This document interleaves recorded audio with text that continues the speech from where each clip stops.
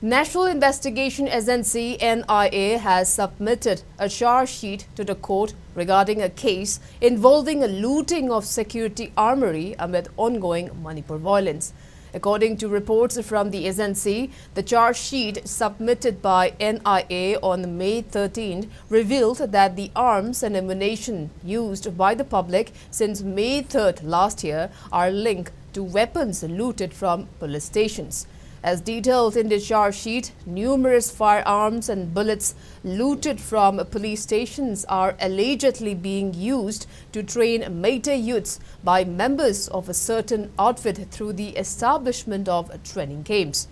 Following the completion of the training, these youths are purportedly engaging in attacks against Kukizo individuals who oppose them.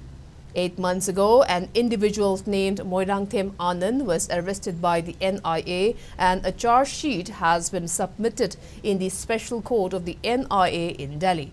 The charge sheet mentioned that Moirangthem Anand is involved in providing firearm and training many youths at an ecological park in Imphal alongside members of the proscribed outfit PLA, namely Okin and Yaifaba, amid the ongoing crisis in the state.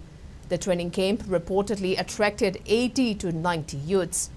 Anand was apprehended along with a firearm by a team of Manipur police in September last year.